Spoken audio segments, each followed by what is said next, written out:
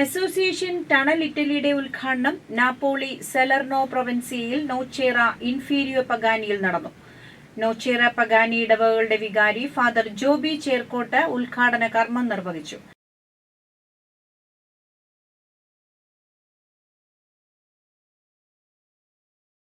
President Reetha Punnakkal അധ്യക്ഷത വഹിച്ച യോഗത്തിൽ രക്ഷാധികാരിയും മുഖ്യ ഉപദേശകനുമായ ഡോക്ടർ പൌലോ അറ്റാനിയാസ് മുഖ്യപ്രഭാഷണം നടത്തി.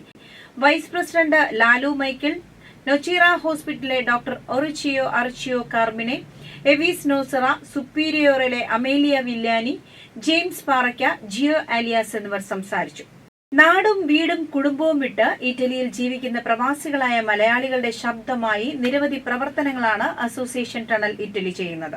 ബ്ലഡ് ഡൊണേഷൻ ക്യാമ്പുകൾ, ആരോഗ്യ ബോധവൽക്കരണ ക്ലാസുകൾ, ജോലിസ്ഥലത്തും അല്ലാതെയും മലയാളികൾക്കുണ്ടാവുന്ന നിരവധിയായ ചൂഷണങ്ങളെ നേരിടാനുള്ള ലീഗൽ സപ്പോർട്ട്, ഭാഷ അറിയാത്തതുമൂലം അനുഭവിക്കുന്ന ബുദ്ധിമുട്ടുകളിൽ സഹായം, അർഹതയുള്ള ആനുകൂല്യങ്ങളെപ്പറ്റി കൃത്യമായി മനസ്സിലാക്കി നൽകൽ, പ്രവാസികൾക്കുള്ള ക്ഷേമ പദ്ധതികളിൽ അവബോധം നൽകൽ, കാർത്ത സൊജാർണോ പോലെയുള്ള പരീക്ഷകൾക്കുള്ള ക്ലാസുകൾ ഒരുക്കൽ തുടങ്ങി ഇറ്റലിയിൽ വന്നെത്തുന്നവർക്കുള്ള നിരവധിയായ സഹായങ്ങളാണ് ടണൽ ചെയ്യുന്നതെന്ന് കരുതലിന്റെ ഇറ്റാലിയൻ റിപ്പോർട്ടർ ജോർജ് ക്രിസ്റ്റി അറിയിച്ചു.